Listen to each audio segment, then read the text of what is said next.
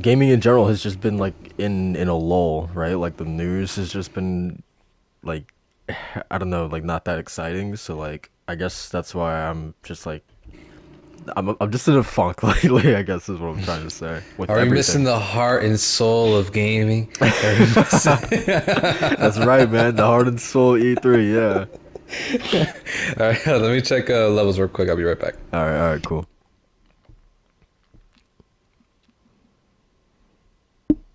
All right, testing, testing. What's up, guys? Doing a little sound check here before we get started for the podcast. Walt's not here. We're gonna get into that for sure. He's gonna get this work real quick. He's gonna get the smoke, man. We got some smoke for Walt, man. Missing two podcasts in what last 3 or 4 weeks. Yeah, we got some smoke for him, man. So he better be listening, man, because he about to get this work.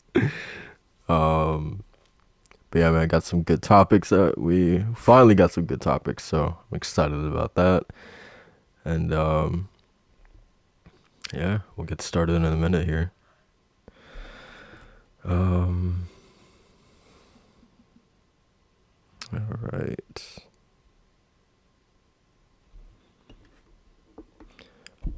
Actually, hmm, I actually don't know. Man, I'm working with a broken shovel, man. I actually don't know if I wanted to play on this account or if I wanted to play on my souped up, more leveled up account, but it's whatever. We will deal. Um, I really love the physics on these dumb zombies, man. Look at them. Look at them try to climb this car and then proceed to fall over. Look at that. Look at that.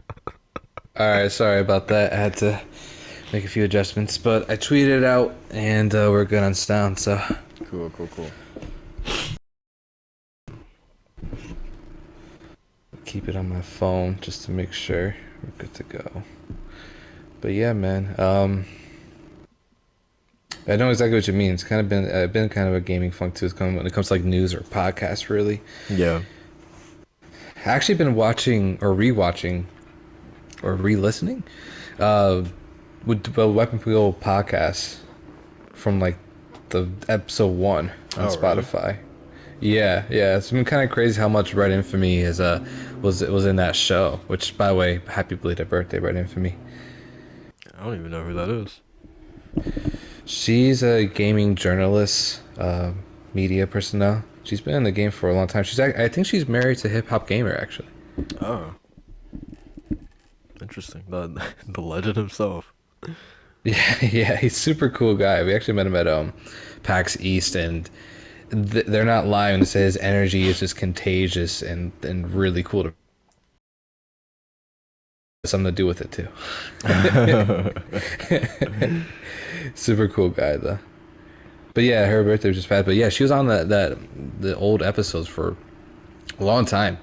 Um, but yeah, it's kind of crazy to see like how much like opinions and personalities change from when they started like in 2015 to like now. It's kind of fun.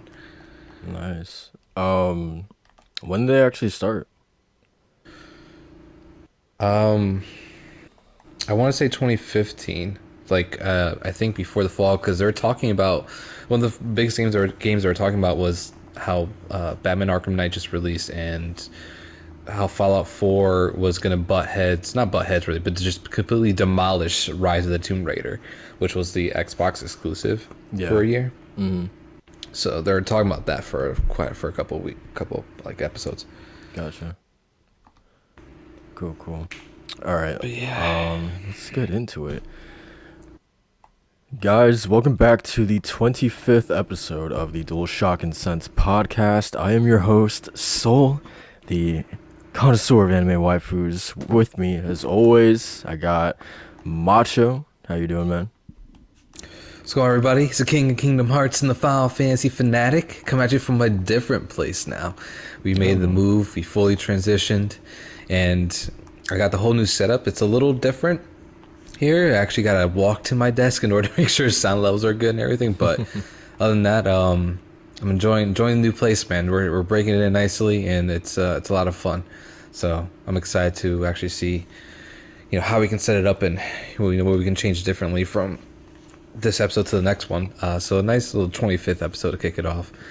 Nice, man. We're rounding on 25. Yeah, man. Almost at 30, man. It's wild to think that we've like I feel like with these things, like always starting a podcast, it's like, man, like it's so tough to find people who are actually like consistent and actually like want to do this, you know what I mean? And so the fact that we've been doing it for 25 episodes, man, it's pretty cool. Yeah, for sure. Yeah, for sure.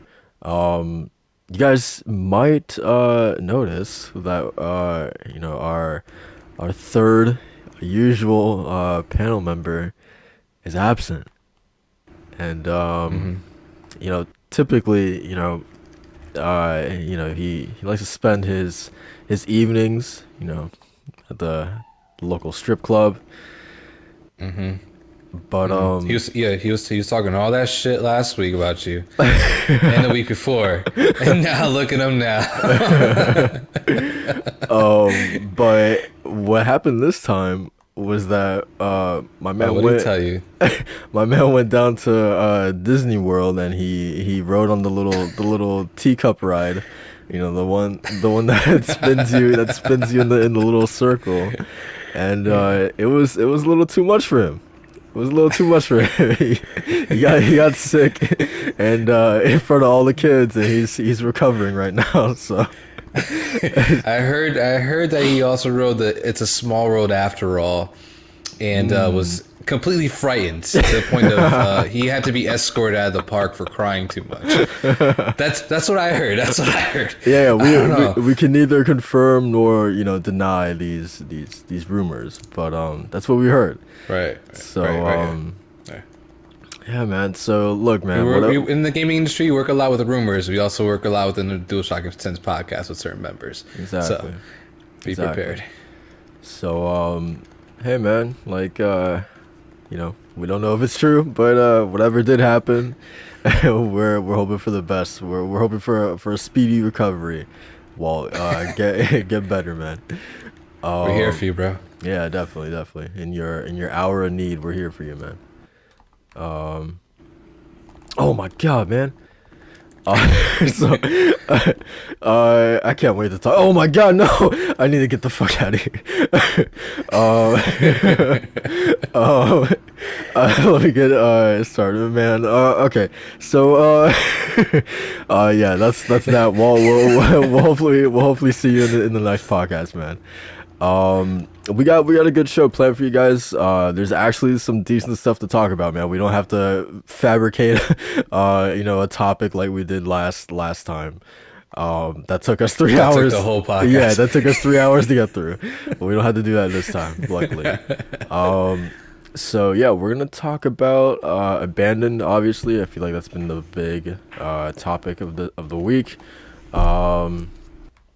We also got Sony's acquisition of Crunchyroll finally going through. The GTA remasters. Jesus. Oh my fucking God, dude. Where did you go? Let's see, you keep getting chased. Yeah, man. Stop playing hard to get. Stop playing hard to get. This is what you gotta do, man. This is the funniest thing. Just watch them climb up and then bop them on the head. That's all you gotta do. Come on, man. Come back up here. Come on. Yeah. See, it looked like you crushed his head like a grape on that first hit, though. I know, man. That's They got hard heads, man. There you go. See, he slipped down there. Okay. The GTA remasters. We're gonna talk about. Oh man, why'd you have to put him in the hole? We got that to talk about, and then some other things regarding some rumors. But as always, we are going to start off with the games that we've been playing. Macho, why don't you kick things off, man? Because I feel like you've been playing something pretty interesting, right? Yeah. It's been a couple of rounds of Last of Us 2. Slowly getting through that. I'm on Abby's day 2, and not just, but like I'm actually getting through a little bit of the story with Lev, and Nice. I think I'll just save my overall thoughts on it for when I actually finish the game. Yeah. If I ever finish the game anytime soon, it's a pretty long game. Um, Yeah. How many but yeah, hours it's been have you taken interesting. so far? Like I think it's set on a timer of 15, 14 and a half, 1440, something like that. Okay. So it's it's a long venture, but yeah, Shit. I'll save my full thoughts for when I actually finish it. You might Um, actually get through it before I did, I think, because it took me 30 hours on the dot to finish that game. oh So man, the fact, I feel like if it's at 30 hours, it's kind of like overstaying its welcome. but I But enjoy I enjoyed every second, man. I enjoyed every second, so I did not mind. I'm so happy for you that you did. Oh I'm so happy no! for you that you did. Oh no! But yeah, Uh, so I've been playing through a little bit of that. okay.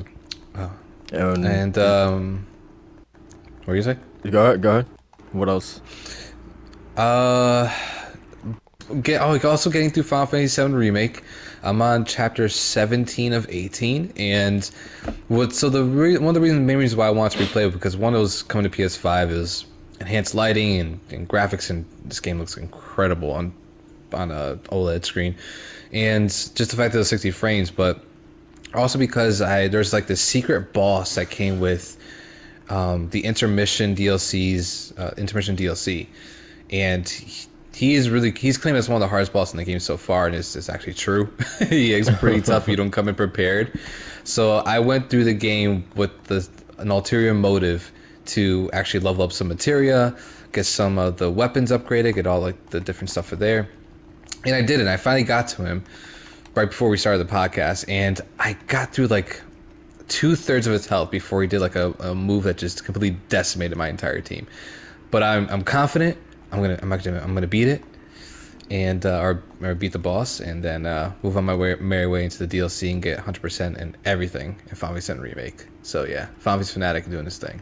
Nice, nice, And nice. lastly, Hades that came out this week on PS5, glorious 4K, and it plays like a dream, man. It looks incredible. It looked incredible on the Switch when I was playing it, but even now on the bigger screen and on the OLED screen like that, it's just like man, if people don't play this game, I feel sorry for you. This game is incredible, especially if you like Returnal. This, and to me, like, I like Hades a little better than Returnal, mostly because of the art style and because I like the Greek mythology, Yeah, yeah, and yeah. that's what Hades is really all about. So, but yeah, it's an incredible game. Nice, nice. Yeah, I don't know when I'm gonna get to it, but yeah, that's definitely something I want to try out eventually. Highly recommend, man. Highly recommend. If you need some tips, just let me know. Because I beat this game on Switch, so I'm looking to actually get the Platinum Trophy on PS5. Is it a difficult game? Cause I don't want to call out any names, but I heard some people were were giving up on the game, were dropping it. Even though Yeah. even though it's in Xbox Game Pass, they were giving up on it. Yeah, I don't know, man. I don't know what's going on. I don't know why people are it sounds like they don't finish the games. I don't get it. I don't get it. No, it's I would say that it's less difficult than Returnal, absolutely. Hmm. The first couple bosses you can kind of like button mash your way through it, which like I played the game before, so I kind of know like the rhythm of it.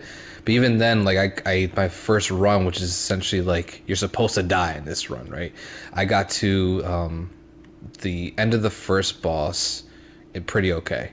So it's only when you get to the third boss in the game where you really had to switch up your game and think about builds and how you're gonna build your character or build Zacharias, the main character you play as, to actually overcome the third boss. And then after that, it's like, all right, now I need to think of it in the more grand scope. So Yeah, it's difficult in layers, not much in just like progression, like how Returnal is. gotcha, gotcha.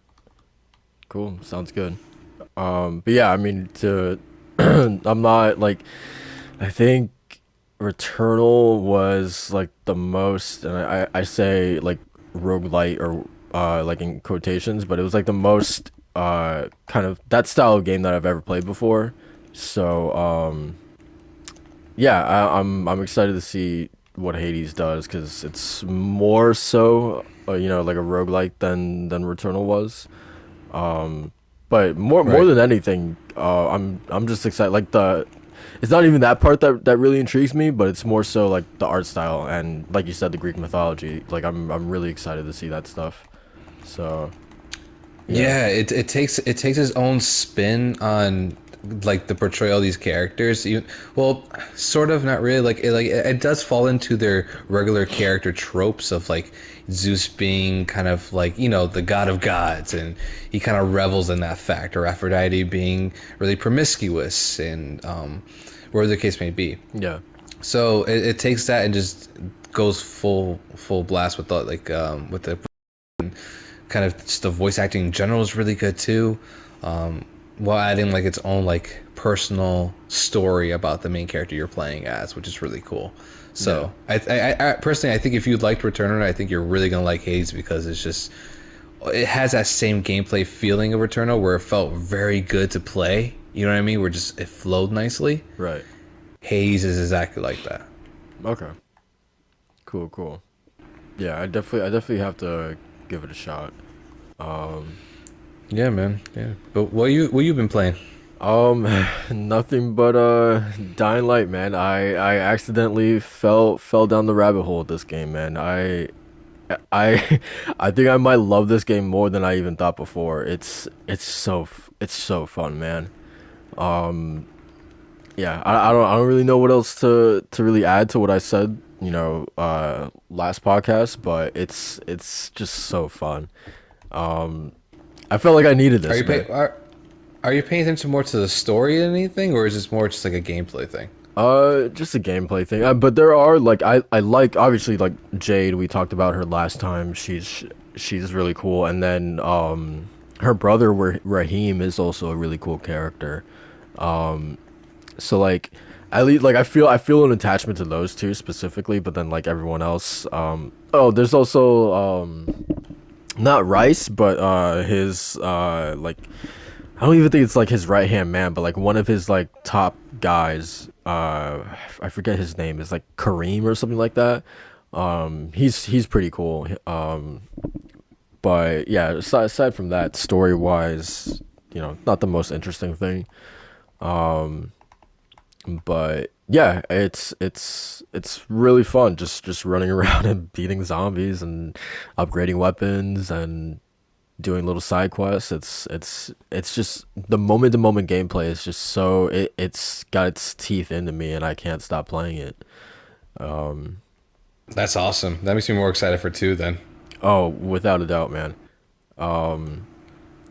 It's gonna be really cool because it's more like I mean like there's Old Town in this game which was like a pre like it's like a legit city compared to like the slums in the first location that you play in this game, the slums, which is like where I'm at right now. So like the buildings are like pretty like like 2 story, like some get pretty like 3 stories, etc. But like once you get into Old Town, that's when you start messing into like or getting into like the bigger towers and whatnot.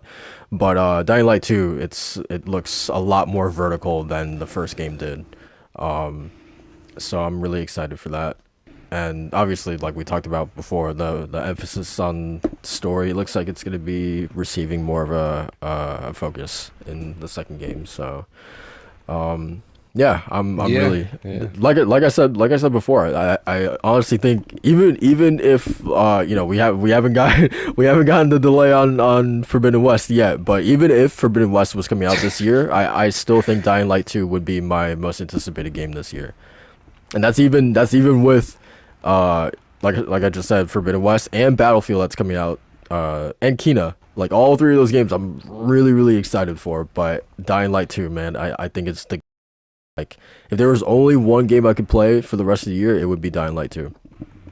Um Yeah, it's understandable. It's like that. That what was it? The first or second presentation they had, where basically you just had the fate of an entire city, whether it was going to be underwater or rising from the ashes, so to speak. I forgot really what like kind of the whole flow of that was, but whatever. I remember being really excited for it, and I'm hoping they kind of stick with where your gameplay matters and has an impact on the story and what happens in certain cities or whatnot.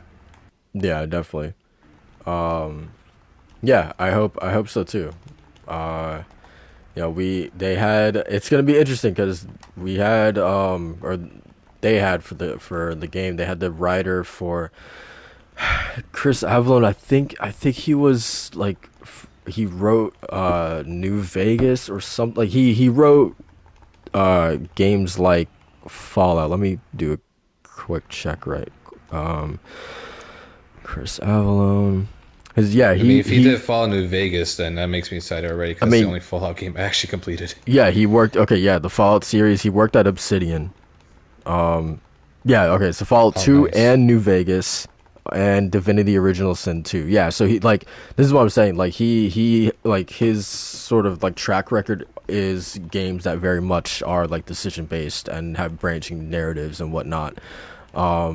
This is before he got into all the shit with the sexual harassments and whatnot. I was Before, about to ask it. I was like, wait, hold on. yeah. But yeah, I mean, this is of course, assuming that his work is being kept on for the game. But you would Yeah, assume I so. know that game went through some hell too. Yeah. So I mean, if his work is still intact, then I think yeah, we're definitely in for a pretty cool story.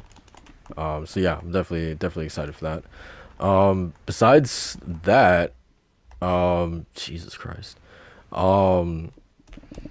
Resident Evil 2 is still kind of chipping away at that. I maybe played like an hour, and I got to That's talk. nothing game time.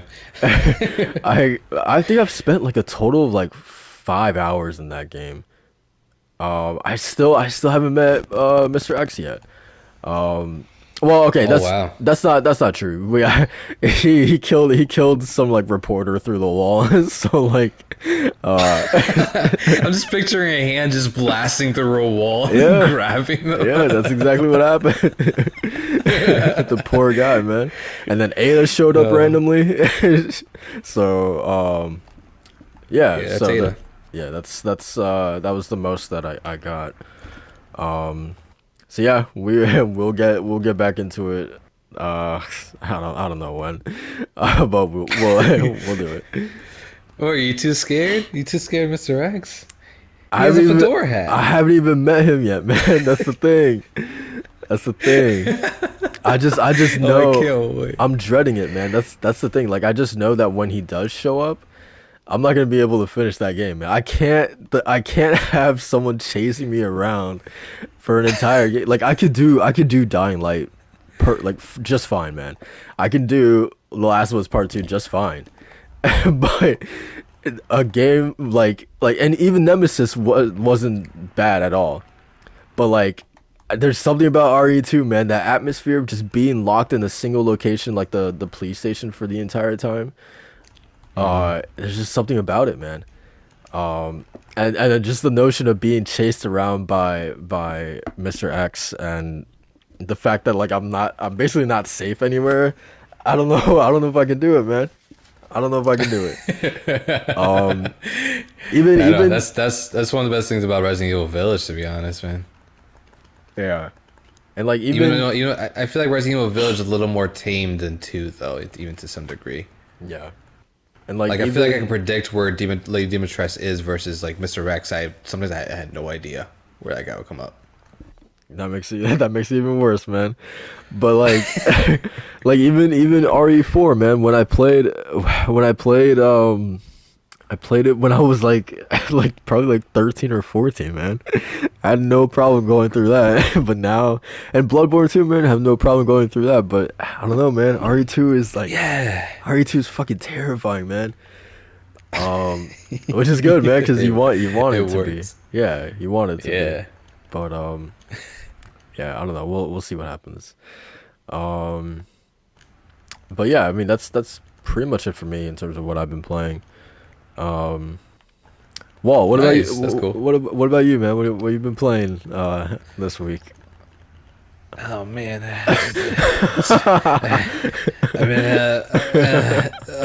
I got about guys. Man, that first like like grunt and like oh man, that was perfect, man. That was I legitimately thought what was in the podcast for a minute, man. Yo, man, I should be a voice actor then. Sweet, I'm gonna Yeah, go for it. yeah, man. Shit, I mean everyone's doing it nowadays, man. You probably can. Um, Licking my lips just thinking about it. yes, sir. But yeah, man. Let's get into some of these topics because it's been an interesting week. Let's talk about the GTA remastered stuff first. Do you know like who this came out from originally? Like who was it? Was it Schreier who broke this first, or was it someone else? It's funny you say Schreier because I don't think it's Schreier, but I believe it was Kotaku. Okay. That, which is funny that correlation there. Yeah, yeah. But yeah, I think it was Kotaku that actually announced it. That's what I was seeing on the Twitter timeline at least. I don't attribute me. If I'm wrong, Yeah, yeah. don't blame me, people. Just leave in the comment section who it actually was. But yeah, I think Kotaku was the one that's saying like after months and rumors and speculation, blah blah blah, this is happening. Right. Cool, cool, cool. So, God, fucking damn it. So yeah, we got news that essentially or confirmation that yeah, like a remaster for GTA 3, Vice City, and San Andreas is going to be releasing this year, right? This Yeah, holiday. yeah. They say at the end of the year. I was also seeing some things where like the console versions were released this year, but the PC version was delayed till early 2022, Right. something like that. I think. So PC Master Weight and Oh full flesh. man. Oh man. But But yeah, that's what I was seeing. but at the same Could be time, wrong though. they got. I'm pretty sure they have like modded versions that a remaster probably like there's not like for them there's probably not that much use out of it unless if it's Yeah, yeah. like a huge graphical overhaul, but the fact that this is being dubbed as a remaster, I'm not really that like confident, you know. um Yeah. I don't know. It's with Rockstar, you can never really know because they say that whenever they want to do remasters or go back to old games, they want to touch it up so that it feels new. But yeah, to what extent, I don't know, man. It's really easy just to port those games over and call it a day and make so much money off of it. yeah, for sure.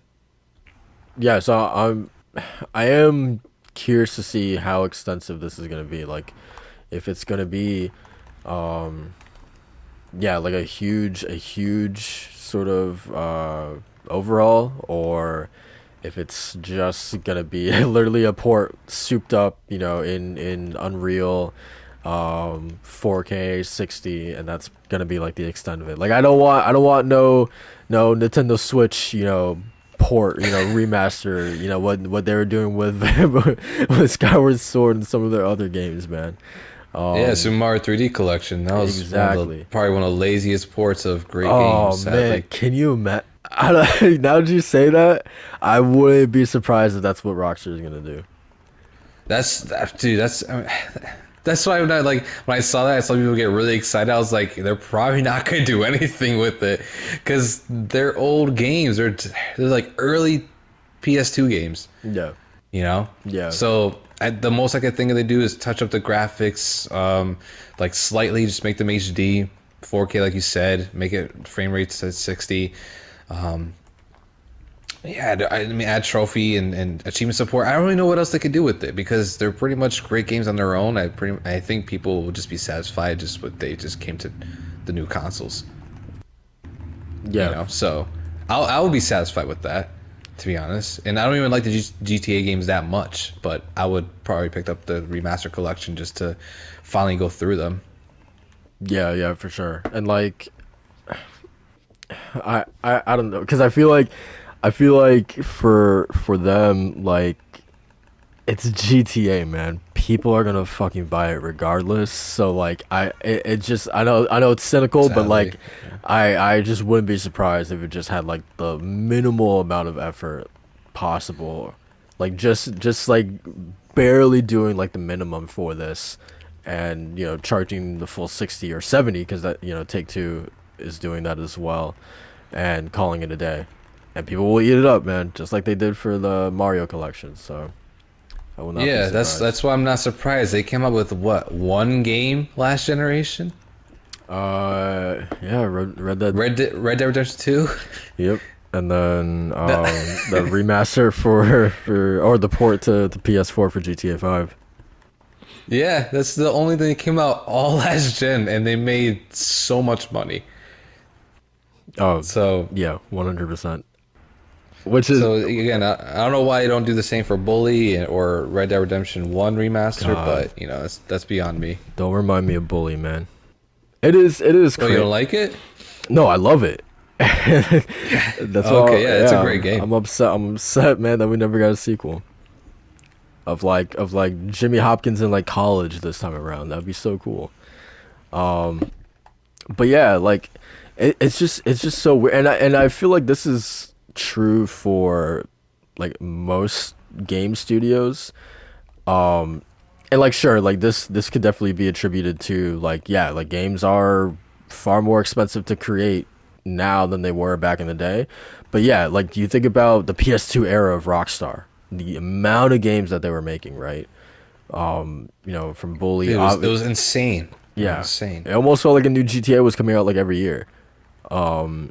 Maybe there were. I actually don't know the release times between like Vice City and San Andreas. But even then, they were doing some not console, portable GTA games. I think there's one on PSP And that came I out. I think think it was like Chinatown Ward. Chinatown. Yeah, yeah, yeah. So And then obviously the with four, doing like the big DLCs like Ballad of Gay Tony and whatnot.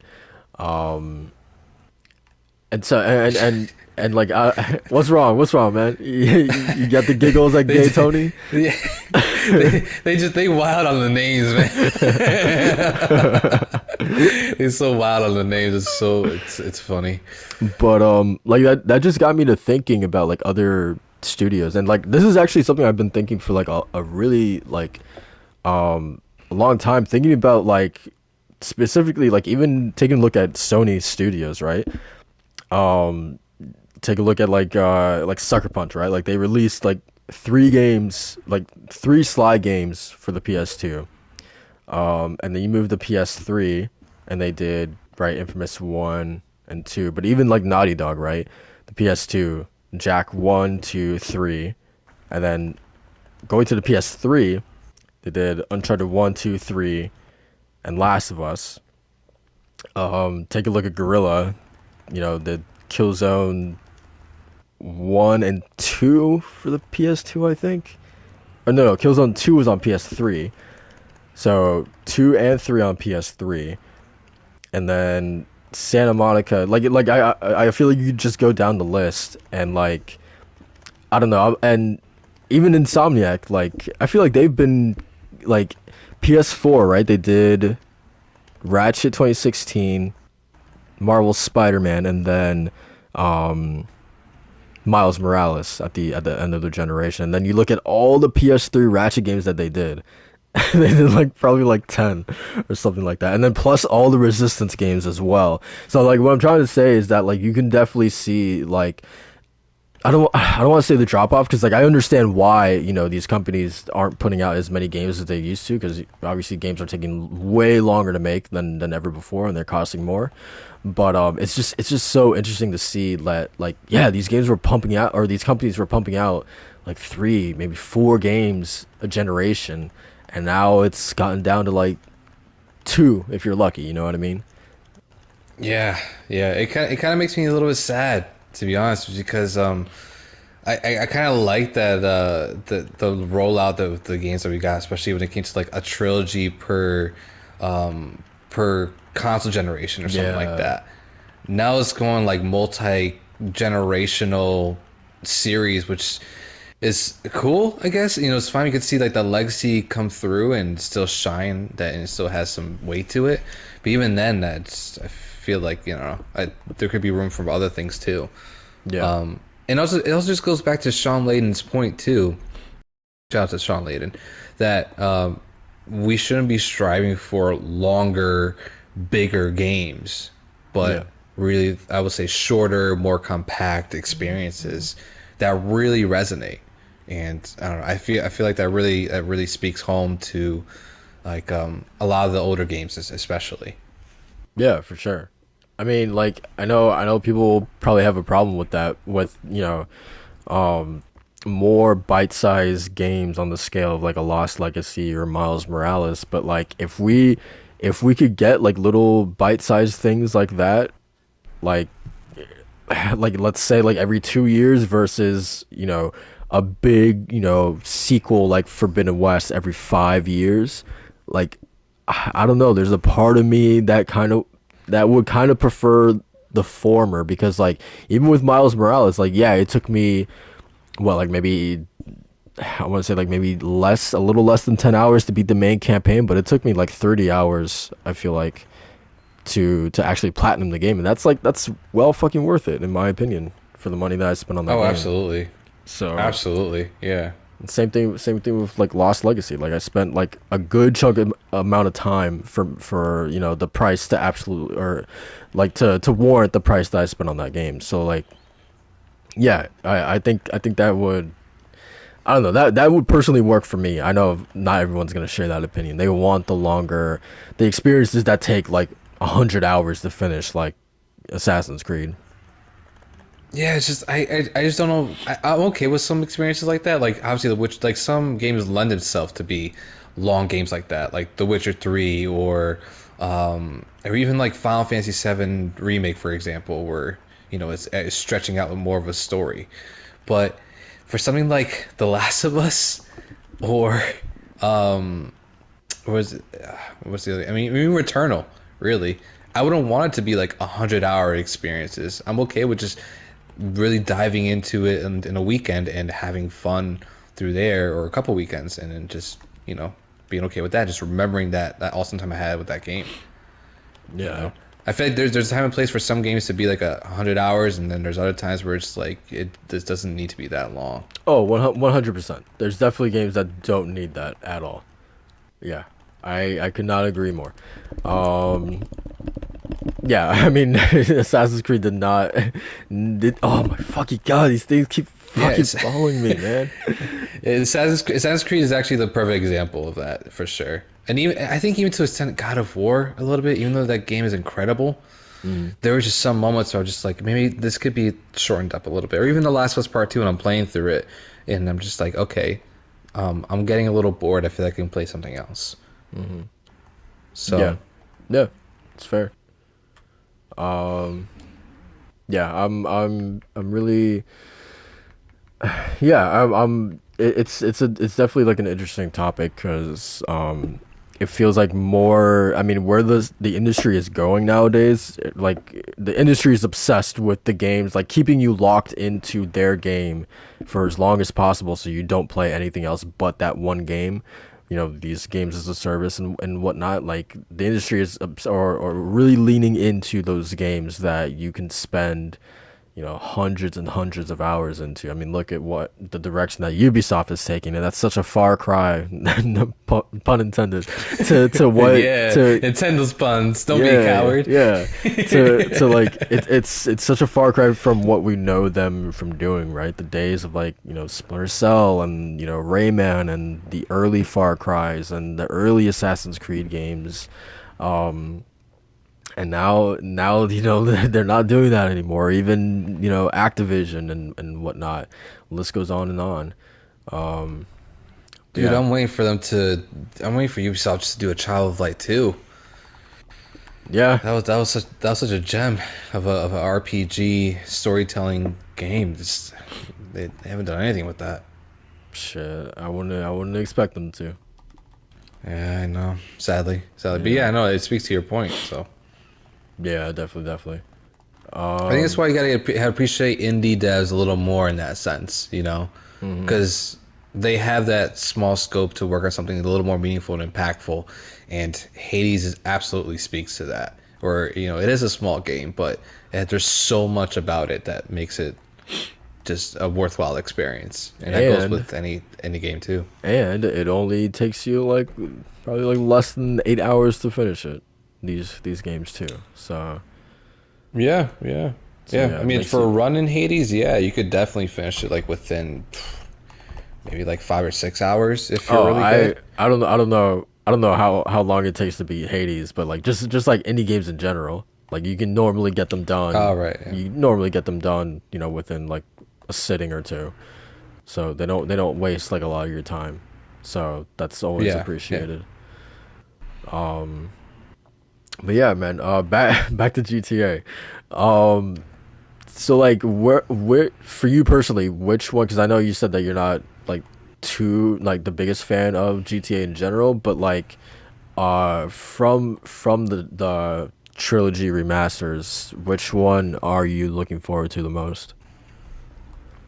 The one a lot of people keep talking about, which is San Andreas. Yeah.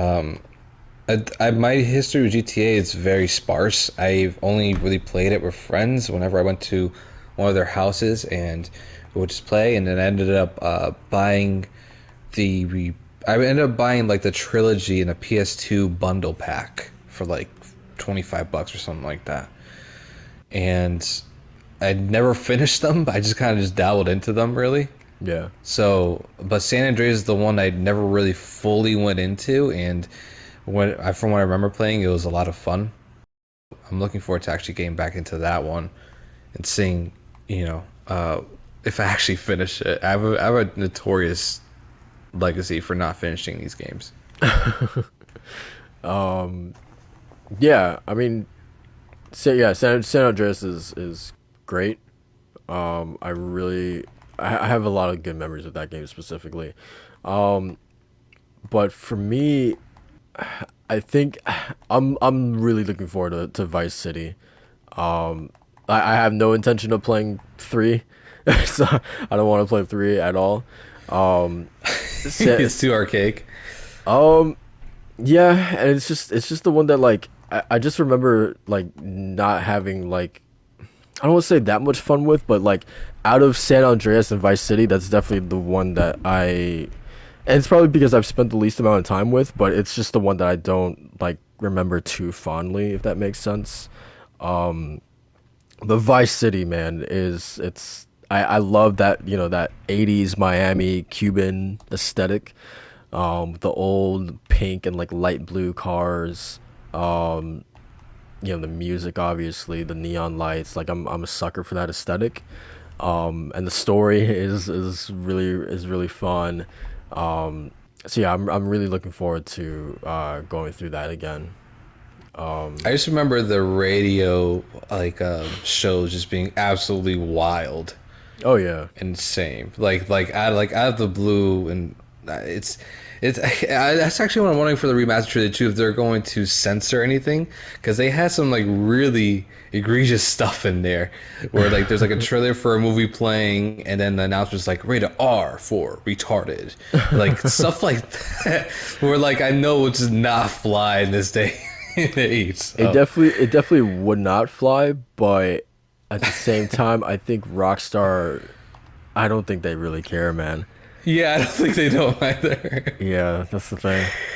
So yeah, I don't know, man. I would be shocked if they actually went in and actually, censored their own stuff. I would be pretty shocked. It's definitely gonna be interesting to see how they handle that stuff for sure. That's actually a really good point. Yeah, yeah, yeah. That's because when I was looking at like, oh, they're actually bringing out the trilogy or for modern consoles, I just can't imagine people are just going to clip it or people are going to be taking certain bits of it and be like, "This is horrible, Rockstar. You guys are the worst develop." Like, you know what I mean? I Yeah, could definitely see it happening, especially for stuff like that, where like if it will make fun of like disabled people or the fact that you could pick up hookers and kill them afterwards, like But yeah, let's see. yeah. I mean, it's gonna be interesting because like we haven't had a GTA game release in God, what, 8 years now?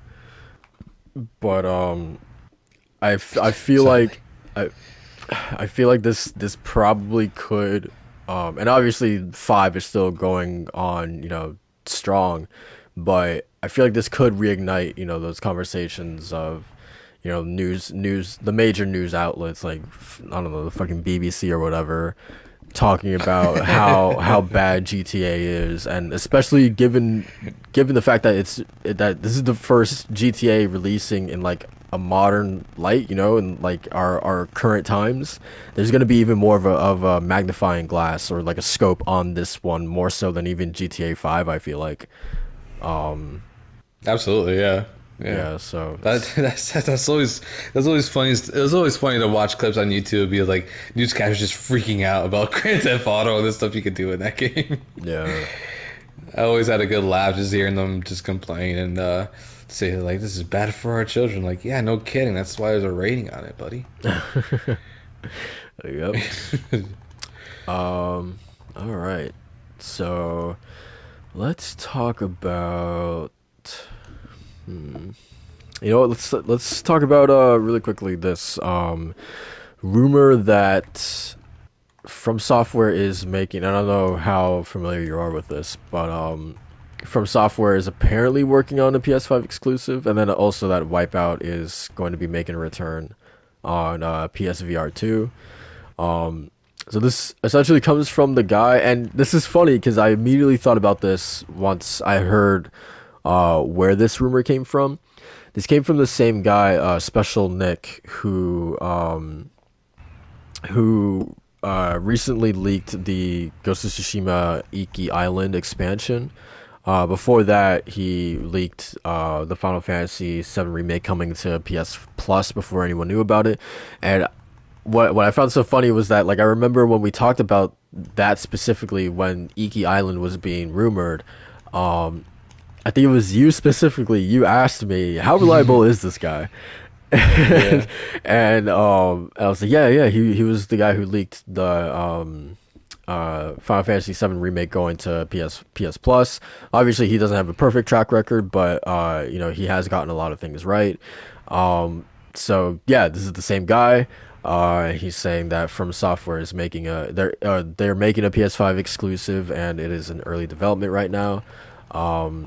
And that also he's saying that Wipeout is coming back. So yeah, just wanted to get your thoughts on, because I feel like we have heard like rumblings of From and Sony working on something again together. And then also it's important to note that this isn't Bloodborne 2. But yeah, man, Isn't Bloodborne too? it's not. Did he Yeah, say that? yeah, he said that. Oh, what the fuck! I was gonna say, I was gonna be like, "It's Bloodborne 2. It's Nah, Bloodborne 2. God damn it!" yeah, So they're making a. All right, so the rumor is that they're making a Sony exclusive From Software is, and it's not Bloodborne 2. right. What the fuck? Why does that make sense? Oh, Why does that make sense? he also said specifically it's a Souls-like game. Oh man. Okay, so it's probably a new IP then. Oh, definitely. Interesting. Yeah. Interesting. I mean, well, Wipeout is not a surprise to me. I feel like that's a. I haven't been. I'm not like the biggest fan of Wipeout, but I did play on the PS Vita, and I really enjoyed it. I remember doing like all the races. I don't know if I got the platinum trophy in it, but I remember doing all the races, having so much fun with it. So seeing that breathe new life on PS5, absolutely down for that. I really hope that's a thing. But a From Software game and Sony partnership game that's not Bloodborne 2, god damn it. They're really just avoiding it all they can, huh? I don't know why, because it's clear that Miyazaki loves Bloodborne. I think he said in an interview a while back that, like, without a doubt his favorite game to work on was Bloodborne. So like there's obviously a lot of love there. But yeah, I don't know what's holding them up. And okay, this is also a tangent, but like, Macho, can you imagine a Bloodborne anime in the style of Castlevania? How fucking cool that would be, Oh, right? oh, you just spoke to my heart. That would be so Whoa. cool. Yeah, Yeah. like it's weird because like, yeah, Bloodborne's a Sony-owned IP, and I'm like, you guys want to make a Twisted Metal show, but you don't want to do anything with Bloodborne? What? Like, Yeah.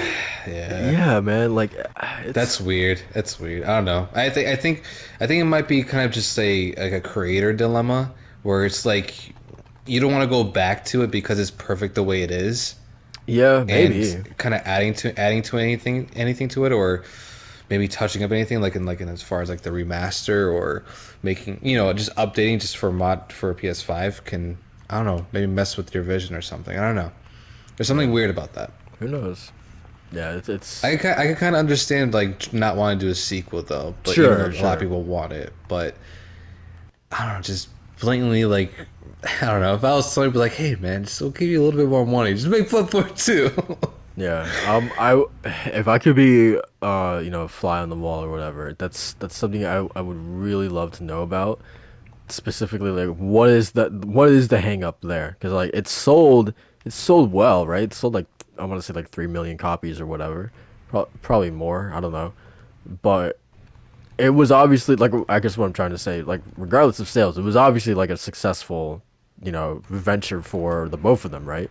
It's probably like one of From's like most like beloved games, throughout their entire catalog, and one of Sony's as well. Everyone talks about it. Everyone's constantly asking for a sequel. So I'm just curious, like, what is the hang up there? Because there has to be mutual interest for both parties to want to make another one. So I'm just curious, like, who said no? You know? Yeah, yeah. I really do think it's probably Miyazaki's. Probably just wants to venture into other stuff first before diving into it. But then again, we have seen it. They did Sekiro, they did Dark Souls 3, they're doing Elden Ring. Um, so if they're doing this next IP and it's not Bloodborne 2, then yeah, yeah. Hopefully, hopefully it's like a Hopefully, spiritual success. Oh my god, oh my god. Uh, I gotta like okay like I will always like usually go back to re-listen to the podcast or just put it on in the background while I'm playing something. But I'm going to be watching this podcast specifically over again, specifically because there was this zombie who just like fell off the top of this roof and it looked like he was doing like a cartwheel in the air. And I got the perfect angle of that. I really want to see it again. um yeah. But yeah, man, I'm really curious to see. Um, hopefully, it is a spiritual successor to Bloodborne, man, because I really want to see From Software do another sort of like gothic horror, um, Lovecraftian sort of game again, like Bloodborne.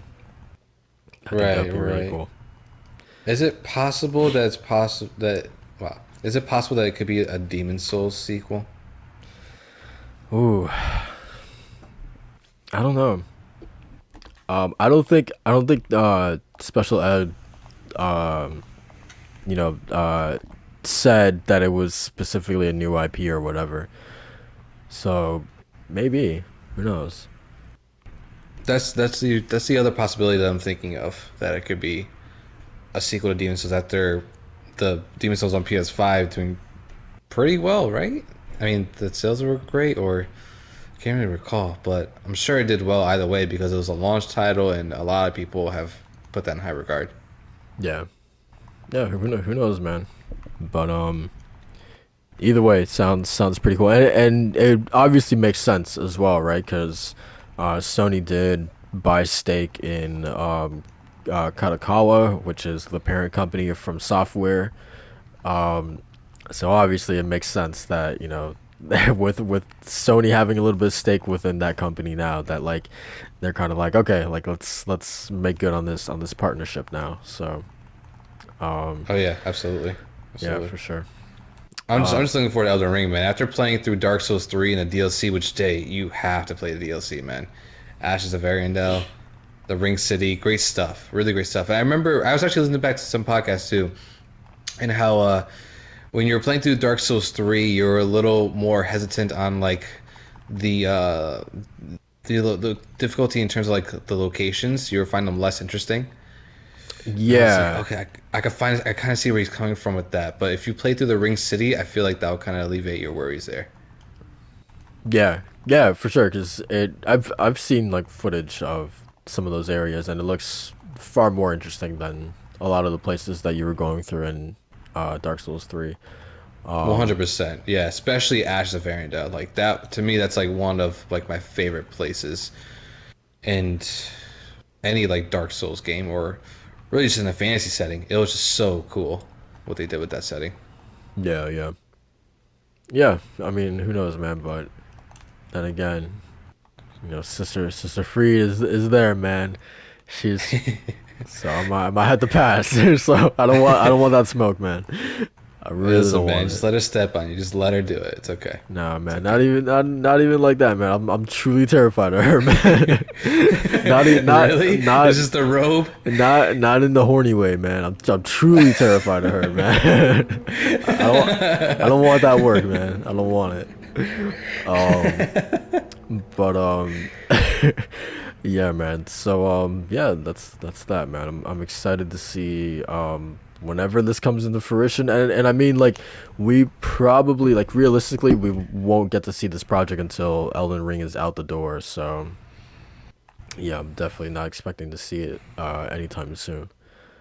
But Yeah. then again, man, from works pretty quickly. I feel like because I want to say okay, so Bloodborne came out in 2015, and then Dark Souls 3 literally came out the next year, and then what's his name? Sekiro got did it get revealed in 2017 I or think it was probably teased because I teased? just remember Yeah, that one teaser of just the bone, or at least I think like his what's this thing? it was the bones because it was Yeah, right. it just said shadows die twice. Everyone thought it was Bloodborne 2 for for whatever reason. Yeah, that was And if teased. people were examining the bone, be like, "This is from Yharnam." But yeah, that was teased in 2017 at the Game Awards, and it was so funny because I remember watching the Easy Allies reaction to the Game Awards, and once they saw that, they're like, oh, PSX tomorrow, like expecting like a full on trailer um for that at PSX, and then PSX that year was just like the developer like roundtable thing, so they got like nothing. Um, but then 2018 we got the full reveal of the game, and then Sekiro released in 2019. And then I believe Elden Ring was also announced that same year, right? Yeah, Elden Ring's been kind of it's been in the news for a hot minute. Okay. Yeah, so they released Sekiro in 2019, announced Elden Ring in 2019. So like what I'm trying to say is that like I feel like not that their like whole like release schedule is weird, but like I feel like they just work really fast. So like I will what I'm trying to say is that I wouldn't be surprised if we get Elden Ring, obviously released in early 2022, and then they actually do announce their next project that very same year. I wouldn't be surprised. Yeah, yeah. I mean, we'll see because from what Elden Ring looks like, it might be the biggest one that they made. So Right. whether they keep that same motto of like bigger, better, hear their own drum with Bloodborne, Dark Souls 3 being more of like arena based uh, action games, then yeah, I feel like we could see that because we got a lot of people like to give them flack too that their games aren't big on the graphics department, but and then again, I feel like they really don't need to because their art style is on freaking point every time. Yeah. So so I think they just stick with that and kind of just stick with games not looking the best graphically, but just the best artistically. Then yeah, we can definitely be seeing probably the Sony exclusive by like what 2025 maybe 2024. Oof. I, would- tw- I my guess is I'm gonna say 2024. Mm. Yeah, that's gonna be my guess. Yeah, I think so too. I think so too. Yeah. Um, If it's Demon Souls 2 by any chance, then yeah, I think I say by that. man, that sounds sexy as hell, man. I'm not gonna lie. Um, all right, man. So let's let's talk about Abandoned, man. Um, Ah, jeez. so I honestly don't even know where to where to begin with this one. Like where do we be? How did this thing like start? Like this with this week? Like we had the announcement that the first real time experience or whatever that would be debuting in the app was going to be released. When was it? Like early August, and then the day came for everyone to finally see this teaser, and then it got delayed because there was like some unforeseen technical issues or whatever. And then they so everyone was there waiting to see this app or this trailer or what have you, and then it gets pushed back. Everyone gets pissed off. Even Shuhei, even Shuhei was like, like looking at the abandoned thing on his PS5 screen. And then it gets pushed back a couple days later. The thing finally comes out. Come to find out that that the thing that everyone had been waiting for was just the same clip that they had already released on Twitter of this guy walking. Before that, they deleted a bunch of tweets of them, talking about all the issues that the trailer was having and that they were running into. Um, and and I don't know. I don't even know. Like just as this thing is within itself, this whole thing is just a mess. Like I don't know where else to like how to really explain this, man. It just feels it's so like all over the place.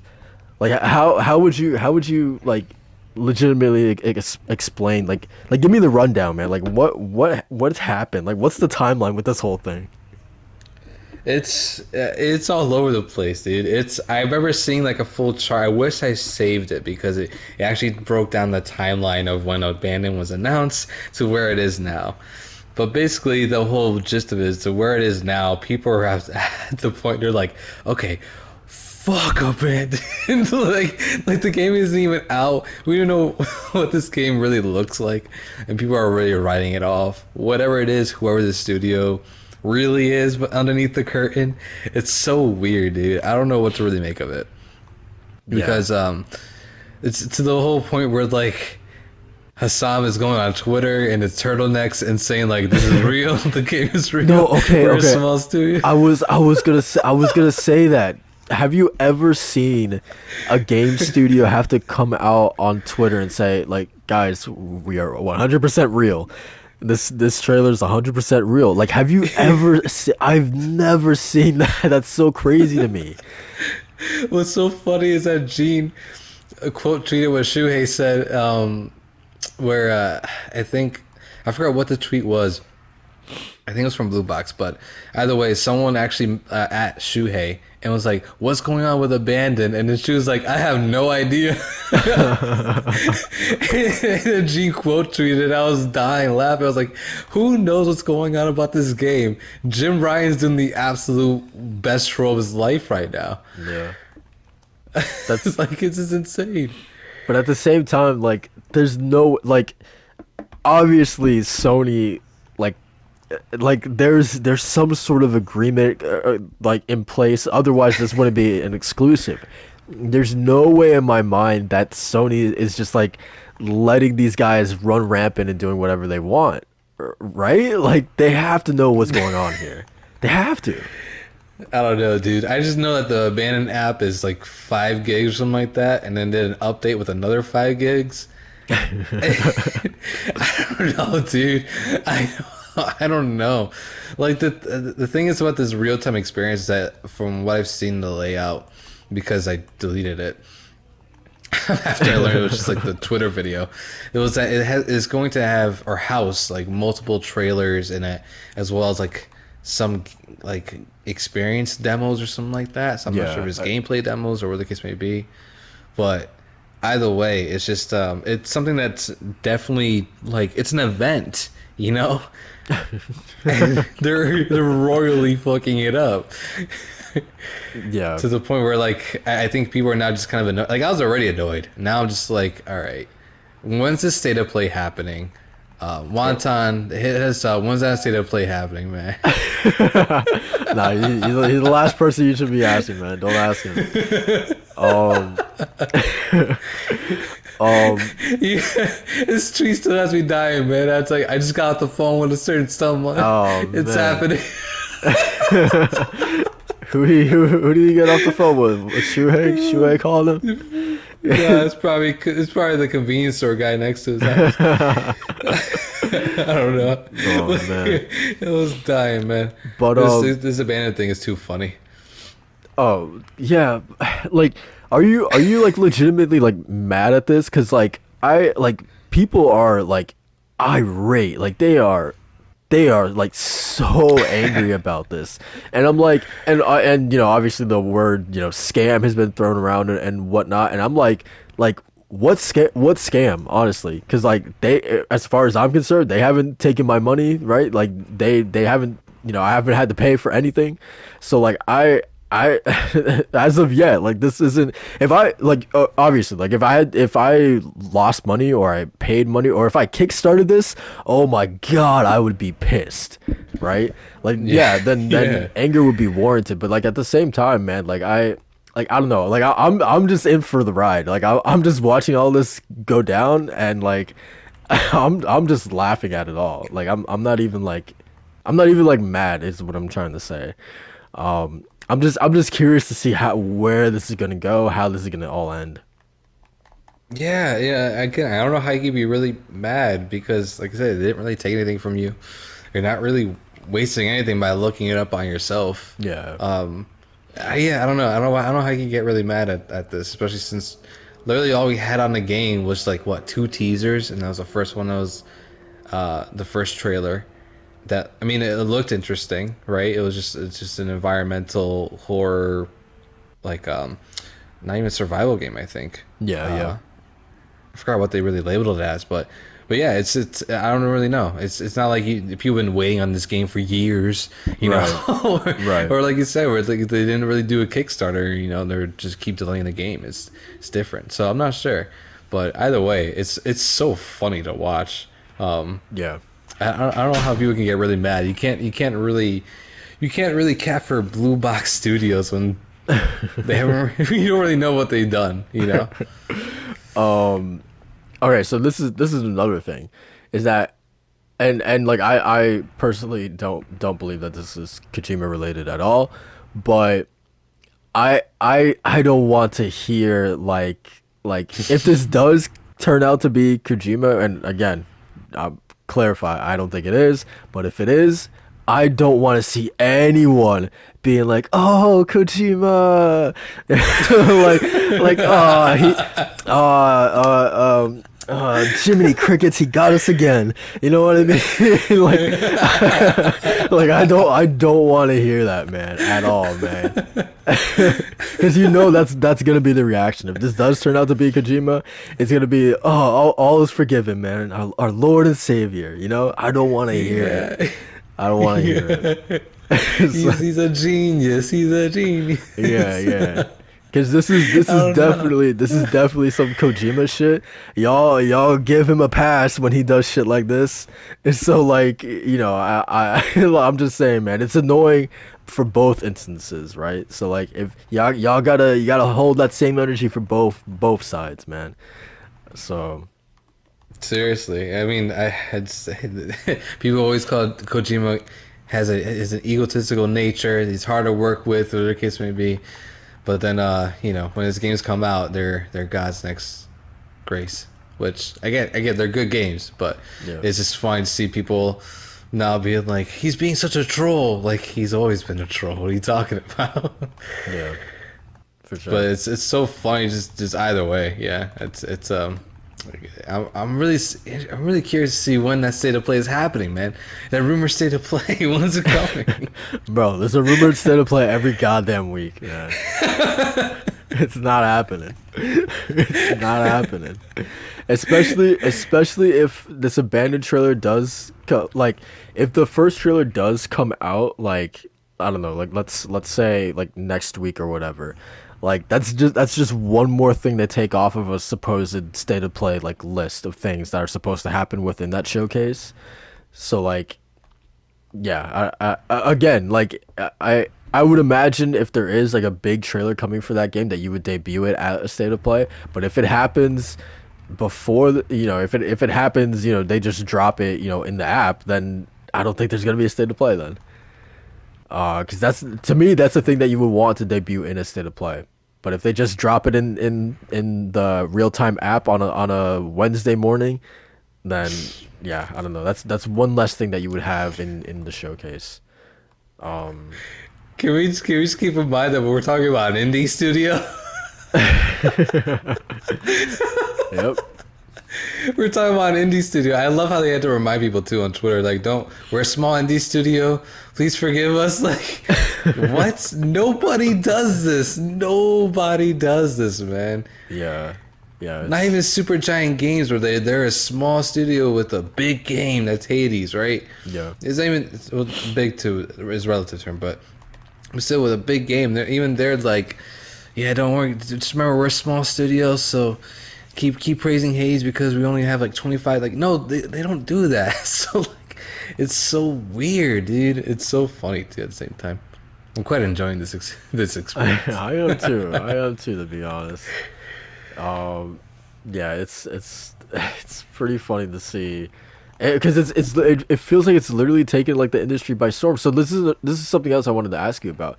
How do you feel about? I don't know if you saw that one IGN guy, Jonathan Dornbush, but he kind of went on this like I don't want to say like tirade, but he went on this like little Twitter thread of like how like he was like, okay, that's it, that's the final straw for me with Abandoned, like well, we'll talk about it on Podcast Beyond next week, but after that, we Podcast Beyond, like they're not talking about Abandoned anymore. He was talking about like, oh, like other devs, this is like disrespectful towards them and et cetera, et cetera. So like, how do you feel about like just in terms of like journalists like possibly just like ceasing all coverage on this game because of because of what they're doing. And specifically someone brought up that, oh, you're gonna stop talking about Abandoned, but you're gonna keep talking about, Activision Blizzard and Ubisoft. That's really interesting. Hmm. Hmm. Yeah. Wow. Okay. But yeah, I mean, I can see his frustration though, just because it's again they're really kind of just pulling the strings on certain people. But and again, we were just saying that I don't know how you can really be mad at it, especially like if I was on IGN, right, or even Kotaku, God forbid, it's I would still be really interested in like what's going on here. I think even Jason Schreier reached out to Hassan, right? He's like, he's a real person, Yeah. or something like that. Yeah. Yeah. Oh my god, yeah. The rumors when they were saying Hassan was a CG character. It's yeah, it's I would still want to keep my thumb on this, man, thumb on the pen, and make sure I'm ready to jot down some notes. If I was over there, I wouldn't really say that I'm done with like following this or whatever, because this is the hottest story of the year. Honestly, yeah, it really feels like it. It really does feel like it. Yeah, it's like the whole journey of Abandoned from its announcement to where it is now, to all the fumblings, to the connections to Kojima and everything, and Blue Box Studios, BB, and then like Hassan, what was his name, Hassan something, and it's what was it? Hideo The acronyms Kojima. are Hideo Kojima. Yeah. So Yeah. too many connections to ignore, in my opinion. But Yeah. Yeah. I think it's Kojima. I'm more convinced now it's Kojima. Really? A little bit. Yeah. Man, that's a little wild even for him, man. It's I don't know. Well, I mean, it's definitely this. It's not normal. There's definitely something afoot. 100%, So, man. yeah. 100% not normal. If I have my it's Sherlock Holmes cap on, it's something's afoot. oh 100%.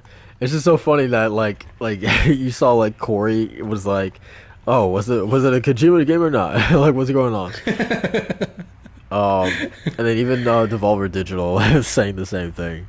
Um, The only person who actually knows though, Herman Holst. you think so? That man, that man might know all. We might hit him up on Twitter. He's pretty active. Maybe, man. Maybe. Um, but yeah, man, I'm definitely interested to see like what. Like I'm still interested, man. Like I'm not gonna lie. Like this whole fiasco is just like it's compelling to me, man. Like again, like I'm not even like I can't get mad because like obviously I don't feel scammed. They haven't taken any money from me. They haven't taken a single dollar from me. Like it's no energy for me. It takes no energy or effort to just like look through a couple tweets, laugh at like just how like scrambled and like how messy this whole thing has been handled, and then just move on with my day. Or just to watch the trailer and be like, oh, okay, that's the same thing that they released a couple days ago. Cool. like, like, like, like I don't know. There's people literally like hurt about this, man. Like, yeah, I don't know. Like if it like It's because they want to be proven right so bad that when they actually do something wrong or they mess up or they delay something, it just adds to their frustration of them not being right. it, it's just the whole like Kojima aspect, man. That really throws like a wrench in this whole thing that I feel like has really gotten everyone like I want to say emotional, but like has gotten everyone like like their panties in the twist, man. It's like if Kojima's name was not even like associated to this, no one would care. I feel like. Yeah, yeah, possibly. It's just weird how it's such an event. It's the only thing that's throwing me off. We didn't even get this for Kina, and Kina's like we know more about Kina than anything else, and it's like the absolute disrespect, man. Yeah, I guess so, man. I guess so. Um, when do you so like when do you think this thing actually like this game actually releases? uh, I mean, ideally it'll be this holiday, right? If it is an indie game, if it is a small game, right? That's what I'm thinking. Who knows, man? Because I'm again, we don't really know exactly what kind of game it really is. Besides, it's going to be horror. So, yeah, yeah, it's really kind of what's going through my mind, really. That it at least it has to release this year, Yeah, I really. mean, but okay, how many like there was like at least like five more squares in that app, right? That like roadmap or whatever. Yeah, there's a lot. As I'm saying, they plan on dealing this out for a while. Yeah, so like I'm just curious as to like what is the release schedule for all of that and like how like frequently is that stuff going to be dropping? Um, because then like I wonder if okay, do you do the release date at the first like the big like reveal trailer for the or reveal for this game, or do you drop a release date after the like the last square, which I think is like a demo or whatever? Um, yeah, like I don't know. Regardless, like I said, man, I'm really interested to see how they're gonna like what's the next big like fuck up with them. Like Time will tell, and hopefully that's soon. Because I'm interested to know if this is really just the abandoned indie video game that's gonna knock people's socks off or completely disappoint with its horror elements, or if it's really just Hideo Kojima just really fucking with everybody. and like I feel like okay, if this is truly like not Konami or Kojima related or whatever. Or Silent Hill or whatever. Right. And if this is just truly just like a small indie studio, doing their own thing that's, associated with Sony and whatnot, they've absolutely burned whatever bridges that they've had. Yeah, yeah. It's so weird. I don't know. It's weird. Especially since that thread just came out with like an indie dev, basically breaking down how like certain publisher guidelines for releasing an indie and like having rights to certain things or promotional agreements. It's just so um, it's not favorable to devs. So seeing that thread this morning, which I actually tweeted out, I highly recommend people actually read it because actually it's a good insight into like how publishing deals go Yeah. because it's so like foreign to us. So to see that and to see Abandoned and how much that is just a clusterfuck. Yeah. It's a tale of the of two sides of the same coin kind of thing, and it's so weird. It's such polar opposites. Yeah, for sure. Yeah, I mean, no other like I mean, to be fair, not even Blue Box is getting away with it. But yeah, like no indie studio would get away with this. Um, but Like I it's said, this probably should be like this is why I don't work with indies anymore. oh Just kidding, Shuhei. man, I know you're doing the work. yeah, for sure. But yeah, man, let's I guess that's that, man. I'm like I said, I'm really curious to see how this is gonna what's next. Um, but yeah. You don't have anything to add before we before we leave this topic? No, no, I think that's it. All right. Um, so let's talk about Sony's acquisition of Crunchyroll finally going through. This had actually happened like I want to say way earlier in the year, but then there was this major holdup with the DOJ that they had like concerns that Sony was having like or they would have like a stranglehold over like the anime industry in the US, essentially calling it a monopoly. Um, so that's what the hangup was. That's why it took like several months to actually for this thing to actually finalize. But seemingly they were able to convince them that it wasn't a monopoly. Um, so yeah, Sony officially owns both Crunchyroll and Funimation. Um, there's a plan, apparently planning to merge the both of them and kind of have them unified underneath like a single banner. So they're gonna be like one company now.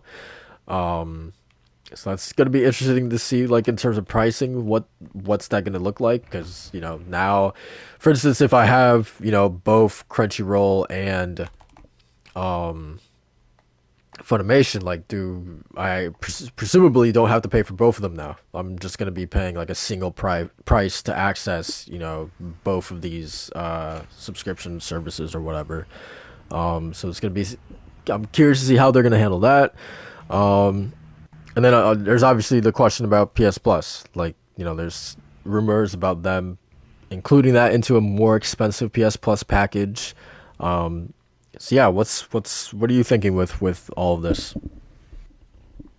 I feel yeah, it's going to be another benefit to PS Plus if that's in the weeds. Because didn't we have like a couple months ago where there's rumors of a PS TV service or something like that, or PS Plus TV, where they add in some Sony movies along That with your PS Plus subscription? that was they already did that though. That was like only in or at least it was like a test maybe, because they did that in Right. Poland. Okay. Yeah, that's what it was. Yeah, they did it like only in Poland for whatever reason.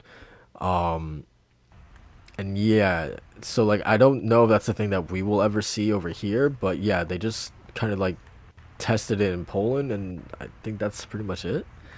Yeah, we haven't really heard much from that. Okay, yeah, that's what it was then. Okay, Yeah, then yeah, but I mean, the thing is, again, it's another benefit to the package of having anime services or anime television shows, and as like an extra added cost or anything like that. I think that's cool for people that want it. But if it's really going to change the dynamic of certain things, I don't really think so. You might get a handful more subscribers or into anime that have a Crunchyroll account and or a Funimation account. Then that's good for them. So yeah. I think Crunchyroll was even adding HBO Max, but it's limited, I believe. Oh, interesting. Yeah, I remember seeing Crunchyroll, at least the sign and a couple of anime in there, like Food Wars and a couple of other stuff. Okay. That was in HBO Max. So I'm not sure if that that's and I don't think they really expanded that. But again, I have to check. I could be wrong. Yeah. Um, but we'll see. We'll see on that. It feels like this again. It's another benefit to PS Plus if they decide to go that route and want to add it to the service or make a separate kind of service, but then for PlayStation users. Because they do, I think they even have a PlayStation where you can get like a couple months for Funimation for free. Did a couple of like special benefits like that or specials like that, and Yeah. they're even doing the same with Apple TV right now, where you can get I think the Oh first yeah, month yeah. or the first 6 months. Yeah, you saw that, right? Yeah, yeah. Yeah. Yeah, so I think that they probably could do something like that as well. Just have like continuous specials and deals that coincide with each other. Yeah, definitely. Um and like I feel like this is just like another way for like, like Sony leveraging like sort of like their diversity or whatever, because like they are a diverse company, talk about their TV shows, their movies. Now, they have a stranglehold on anime as well.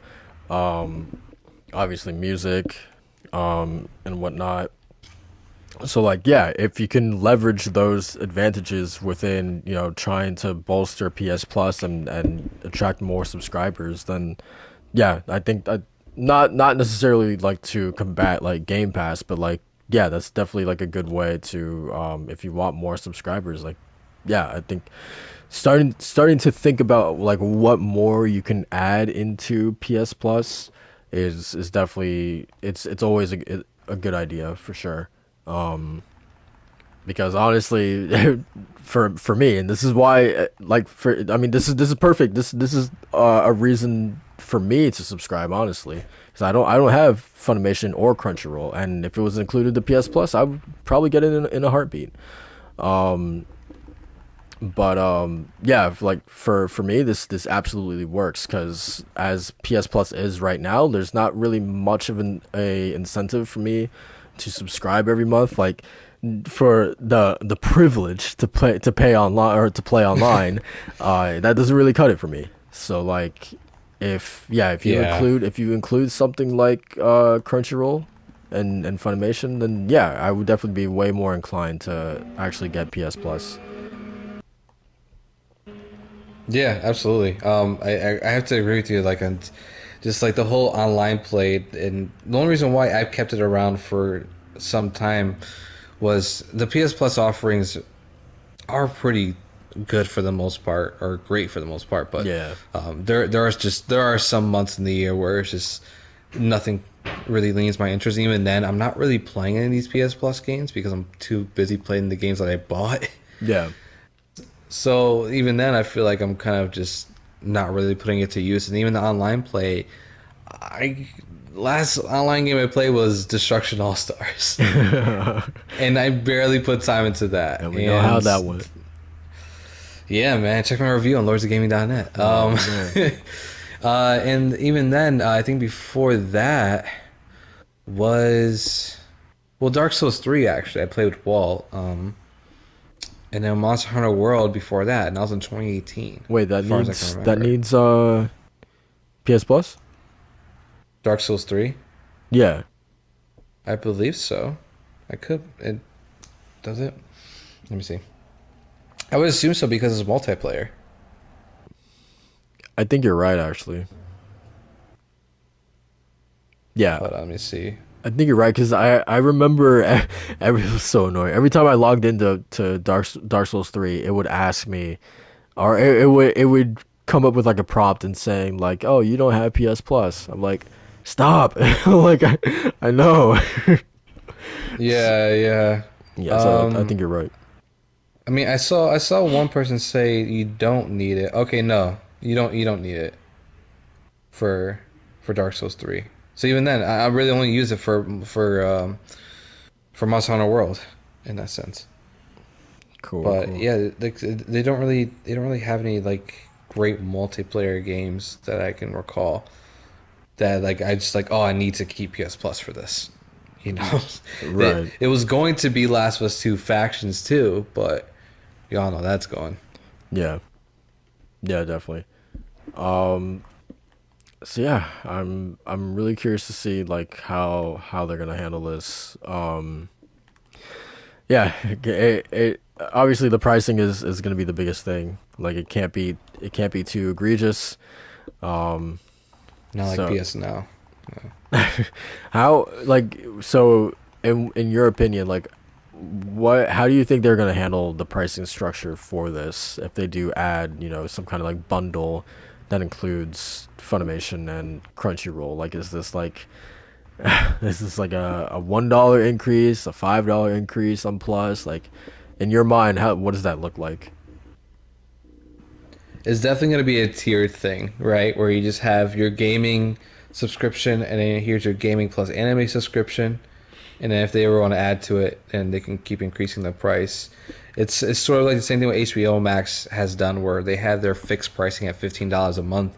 They had all the stuff that all the stuff that's coming to the service, but then they had another tier. They added another tier afterwards. That was a $10 price point, except you would have ads, and you can't get the day one, um, the movies of 2021 that were releasing on HBO Max themselves. You actually have to pay the higher tier. Gotcha. So I think it'll be the same thing for probably for this one, where you have your gaming subscription, and then you have your gaming plus anime and Funimation, or Funimation and Crunchyroll, and that could be like probably like an extra $10, I would say, Yeah. since you'll be getting, because how does Funimation Crunchyroll work, right? Or work? Is it they have it? Do they actually air new shows, or it's just a backlog of older anime? I'm not really Um. versed in Yeah. it. I'm pretty sure it's like they air new shows essentially as they come out. All right, so it's essentially kind of like a live service then, where Yeah. you're okay. Then yeah, then I would say yeah, the price for charging $10 or $15 a month by itself is it's warranted. Um, and then adding $10 to the PlayStation subscription, Yeah. I would Yeah. say. Sorry. Um. Yeah, I mean, then again, trying to keep in mind too of competition, where Disney Plus released at like $7 a month. So I feel like a $10 a month for all that, for all the anime on Funimation and Crunchyroll in that one family, I feel like it's a attractive price point, and adding like $5 or $10 to the PlayStation subscription would do even better. Yeah. I don't know. What are you thinking on that? What would entice you to increase your subscription for PS Plus, where it's 60 now, and then you can go for to like 70 or 80 a year? Um. I don't know, because like the one thing that I don't, and like I know they said that they have plans to basically merge the two companies, but like to me, like the worst, like going to like what you were saying about like a tiered structure, like the worst thing to me that they could do is if they did like, okay, like you got your PS Plus, and then you got PS Plus Plus, which is the regular Plus benefits. plus. Yeah, which is the regular benefits that you get with the original service, and then you get Crunchyroll added, for like let's say $5 extra, and then you got PlayStation Plus Plus Plus, which is all that with Crunchyroll and with Funimation. It's like I don't want them to, like that would be the worst thing to me if they actually like split the two. So no, I do think it's a good idea for them to actually merge the two and just have them just be like one thing, and it's just like bam, like you get your PS Plus and you get both of those as well. I think that's a really really good idea. Um, but yeah, in terms of pricing, man, like I don't know, like how much is PS Plus for a year right now? A solid 60, I believe. But Okay. if you shop around online, a certain store, you can get it for 30, 35. Oh, a certain store. All right, all right. But okay, so I guess like my thing is that like I don't get it for like a year. Like I usually just go like like not even month by month. Like I'll just do like 1 month and then like maybe 2 months down the road I'll get it again if a game comes out that I want to play online. Like Battlefield comes out in October, I'll definitely be getting Plus for that. But like that's such a rare occurrence for me. Like the last time I had Plus was for this year. I got it in February for Destruction All Stars, and then I got it in June, I think, for Chivalry 2 or whenever that game came out. So like realistically, Oh right, yeah. I get Plus maybe 2 or 3 times a year. But then again, I've never had Crunchyroll or Funimation, so maybe that would be something, you know, to get me to subscribe year round. So realistically, I think maybe like a $10 increase, I would be, that would be like my limit. I think. Yeah, yeah, no, I see it. It's interesting how you go about it though, because I'm definitely the type of consumer where if like I want to try to get the most bang for my buck. So if I can avoid paying multiple times per month, then I will. Yeah, So I'll go for that bulk year if there's like a nice in it, even if I'm not going to be using it for most of the year. definitely. Because either way, I'm getting some games per month, or if I actually want to play online, and whatever the case may be. So, but that's just thing because it like the way your spending habits is completely different from mine. So, I can see why you'd be like way more hesitant than like going for like a full year, and instead of like maybe if they do add like Crunchyroll and Funimation, you'd be like, well, there's this new show that's coming out and it's actually going to be on that service, so I'll subscribe for 3 months because the show is like a 10 episode or 15 Yeah, episode yeah, like season or something like that. yeah. That's totally possible. I mean, I haven't.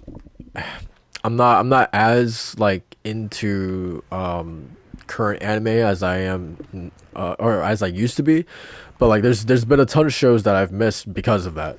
Because I don't have, like a Crunchyroll or Funimation. Like I haven't seen Demon Slayer or Jujutsu Kaisen or whatever.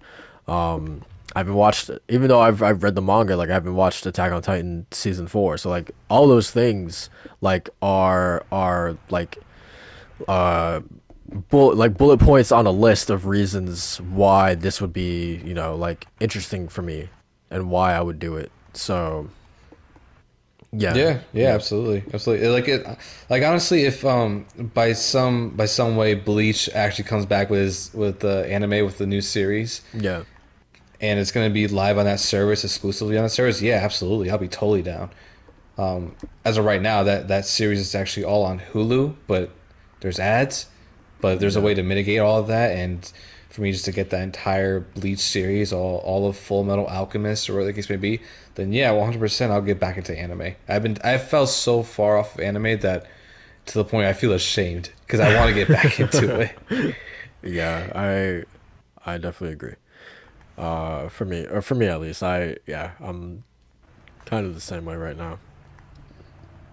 Yeah, there's so many Um, great anime out, so like for me, like this will just I would absolutely eat this up. yeah, for sure. Um, but yeah, I'm curious to see what they're gonna do with this, man. They also gotta handle it very very delicately, man. Because let me tell you, the weebs are a community that they you cannot mess with them, man. So they gotta be careful The with how anime they avatars. yeah they gotta be careful with how they handle this one. Hey man, I'm an anime avatar now. Yeah, my point stands, man. um, so let's talk about MPD really quickly because we got that as well. Um, obviously Switch was number one.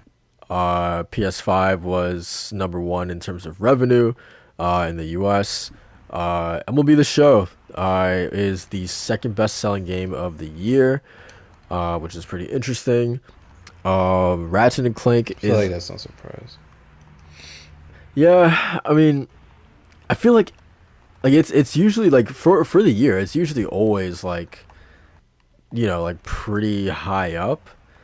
Like obviously it's not gonna do like Call of Duty numbers or whatever, but like in terms of like in the US, like yeah, it usually always does like really, really well. Um Yeah, yeah. I just feel like MLB selling that much. Again, it's not a surprise to me because it's on multiple consoles, first of all. And it's on that note, it's on a console where that didn't really have like a baseball simulator, Yeah, as far as I can tell, right? That's like the one thing that I've seen like people from the Xbox camp will say that where's our baseball simulator? So of course the one that actually releases on your console is gonna sell. yeah, You know, and like that's the to me that's like a no brainer, and it doesn't really help. It doesn't really add to the argument of like Game Pass games don't sell, yeah, or whatever that argument is, because it's your first baseball simulator. Of course, it's gonna sell. yeah. Um, yeah. So we got that, and then Ratchet was at number 11. I forget where Miles was, but Miles was also like I feel like top four or something like that. It's pretty high Yes, up. sir. Yes, sir. So Miles You is love to see still it. still kicking ass, man. You love to Um, see it. You love to see it. I couldn't be any happier. Like, yeah, love it. I love it. Body corporate representation. It's a great game on its own right. It really builds the character of Miles, and man, I can't talk enough about how amazing that game is. It just feels even better to play than the original. yeah, Like the way Miles moves, the way he attacks, the going in from different swinging animations into tricks. Like it's incredible what they done with like the movement and how much it feels even better yeah, in that game. yeah. It's a damn good game, man. Um, so yeah, man. I don't think there's really much else to really talk about in terms of MPD. Oh yeah, yeah. There there was one thing. Uh, Skyward Sword. So number What's going one. with Cyrus Sword? Oh no, Number one, no! despite all the crying, the complaining, and the threats of boycott that once again fell on deaf ears. Um, hmm so yeah, Nintendo printed out that paper of all those comments and just wiped their ass with it. easily. So yeah, it's just a little funny to me, man. It happens every time, man. Um, Every time, yeah, absolutely, absolutely. Like and again, history repeats itself, and that definitely just added. That's another check off of um, things that make you look stupid if you if you try to say let's boycott it. yep, It's so yeah. When I saw it, I was like, oh my god. yeah, yeah. I mean, it is what it is. But Yep, it is what it is exactly, and Nintendo will continue to do it. So oh, absolutely. yeah, so yeah, I mean, I guess that's pretty much it for MPD. So now that we're in August, is there? You might have to like correct me if I'm wrong, but are there any major? I mean, we have uh Ghost of Tsushima's director's cut, but is there anything major coming out this month that you can see like easily taking the top spot for MPD this month? Oh, that's a good question. Because there are a lot of games releasing this month, aren't there? I actually don't know. Let me see. Let's check it out. Because the only one I'm kind of just looking at is Ghost of Tsushima, which I actually started replaying. And that intro sequence, I swear to God, dude, I really think that's like one of the greatest intro sequences of all time in a video game. Yeah, it's really good. Just the title sequence, and then I had to look up like I just had to like just look up like all these different reactions to Yeah, the title sequence and everything. It's yeah, so cool. Everybody kind of has like this shared reaction of like, wait, I'm controlling this? Wait, the music. Oh my god, it's the title's great. It's the same thing every time. It's great, and even then, it's just like that's the feeling that swelled up when I was watching it on my TV. I was just like, dude, I'm ready to kick some ass now. It's such a definitely, good sequence. But definitely. as far as releases, Ghost of Tsushima Director's Cut, that's probably like the package alone, like the $70 game or physical copy or digital copy. I feel like that's gonna sell well. There's also a little game coming out that I'm really interested in looking forward to, and that's 12 minutes. Okay. Whether it's gonna hit MPD sales or not, I'm not sure, but it is hitting Steam too, so I think it's coming to Xbox Game Pass, so I might check it out on both. But as far as sales, yeah, I feel like Ghost of Tsushima is probably the one that's really gonna do the most numbers. If I'm looking at this list, yeah, because the other thing that's coming out is No More Heroes on 3 on Switch. Yeah. Um, Yeah. Psychonauts 2. Oh man, why are you giggling, man? Do you have Psychonauts 2. legitimately? Do you have any interest in that game? Yeah, yeah, I played the first one and I really liked it. Okay. It was actually a lot of fun. Like real talk, Psychonauts 1 is actually a very fun game. And I feel like his visual style is definitely following that Tim Burton appeal. Yeah. To its benefit though, because like the fun and wacky and humorous ideas that it explores is actually really cool, and the way it does it in the gameplay avenue is very interesting. So I'm interested to see what they actually do in Psychonauts 2 to kind of make it bigger and better. Yeah. If you haven't played the first one and you're into those like those the old school platformers like Ratchet and Clank and Sly Cooper, it follows in those veins. It's not as action heavy, but the ideas surrounding it and kind of like the whole of like having like physical kind of like alterations to thoughts and the mind and kind of how that's described as, it's really cool. I think you'll probably dig it. Yeah. I feel I feel like I would for sure. Wow, because it definitely feels like it's a game of that era. Um. Absolutely, yeah. I mean, the last level will absolutely piss you off, as it does everybody, because it's difficult. But other than that, it's a very good game. But yeah, Psychonauts 2, I feel like is going to do well. But it's a niche game for sure, like or rather a niche series.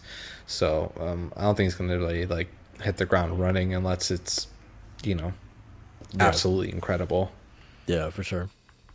Um. But yeah, I'm gonna be. I don't know. I'm curious to see how that game is gonna do. Um. Yeah. I don't know. Um.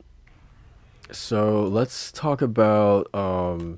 I guess this could be the last topic. Call of Duty is getting teased now, and Gene was talking about this a lot when he came on to the podcast. Is that like this is pretty much like the longest that we've gone without a Call of Duty reveal, and we've heard rumblings that this game has been going through some struggles and whatnot. Um, and we got I think the box art was leaked. The game's called Call of Duty Vanguard.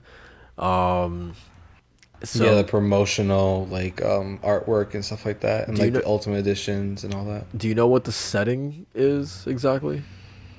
It looks like World War II, Okay. based on what the soldiers were wearing and stuff like that. And um, but yeah, it looks like in the World War II era. But yeah, it was absolutely like leaked completely. Like there's no question about it. Especially with the different like editions and stuff like that. Even then, I think the Call of Duty Twitter account posted up like a small video of like I think it was like a sunset ish era, like over kind of like a barren wasteland, not barren wasteland, but like kind of like a battlefield wasteland. I believe I want to say, if I'm remembering correctly. But like in the air, it's just words just flying down, saying like leaks and rumors, leaks and rumors, leaks and rumors. So they're playing around with it a little bit, which is really funny. Yeah, that's cool. Um, so yeah, actually, I saw that too. So, um, Yeah. but yeah. So I mean, yeah, if this stuff is leaking, right now, then you would have to assume that the big reveal is going to be happening sometime soon. Um, is this going to be at the the Sony State of Play that everyone keeps talking about, saying that it's going to happen? I don't know. I'll ask my sources. I'll ask my Yeah, yeah, yeah, sources. yeah, yeah. Do that for me. Yeah, yeah. Uh, Okay, they said yeah. They said yeah. They said yeah. all right, cool, cool, cool, cool. No, Yo, yeah, it's you have to think PlayStation has the marketing deal with this one yeah. Oh yeah, because for sure. there's no way Xbox is gonna have a marketing deal with Call of Duty when Halo Infinite is literally right around the corner. Yeah, yeah. Um, yeah. I don't know, but then again, like I I keep bringing this up, but I feel like like similarly to Rockstar, Call of Duty is one of those rare sort of IPs where you don't need someone else's showcase. Obviously, I can't even say that it would get more eyes if it was in a PlayStation show, because Call of Duty would probably get millions and millions of eyes on it if they just did their own little showcase dedicated to Call of Duty, specifically. I wouldn't be surprised. Yeah, they did before. They did before with the one of the most recent ones. I Yeah, forgot what it was called. Where they had like a big focus on story, and they had like one of like the big actors come to like one of their showcase to talk about the game and how it was to do like the mocap stuff and all that stuff. I forgot, was it World War II? Call of Duty World War II, something like that. I have no idea. It just came out a couple years. Yeah, it just came out a couple years ago. They had literally had a big showcase, and it was huge. It was definitely a full on event. Okay. Yeah, so like again, like it wouldn't surprise me if they did that this year as well. Um Absolutely, I feel like Vanguard feels like has a lot to prove, especially since Battlefield is looking mighty fine. And I don't know. I was hearing a little bit of rumblings that it felt a lot like Call of Duty from the technical preview, but Okay. I guess we'll see. I guess we'll see when if they do like a beta or something. Yeah, for sure. Um yeah, Battlefield is looking scrumptious, if I have to say so myself. Um but yeah, man, that's pretty much it for Call of Duty. Probably get a look at that pretty soon. Is there any other topics you want to touch on before we get out of here? No, no, I think that's it really. I think I think for this weekend really it's just gonna be nice and cruising. So looking to see what else we can talk about. Oh yeah, Assassin's Creed Valhalla DLC, The Siege of Paris. All right, so guys, I want to thank you No, I'm guys just kidding. I'm just kidding. for joining us for the DualShock Sense podcast. Once Oh, again, come once on. again, man, go ahead and like us and give us throw us a like, man. We greatly appreciate that. Consider subscribing to the channel as well, man. We do this podcast every Saturday, 10:30 a.m. roughly 10:30 a.m. Where we talk about the latest and greatest in the gaming community.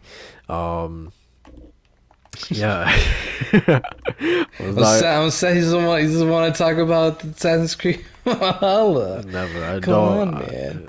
You know how Assassin's Creed makes me feel, man. Yeah, I know, man. I'm looking at Origins. I don't even know if I can play through that and Odyssey at this point.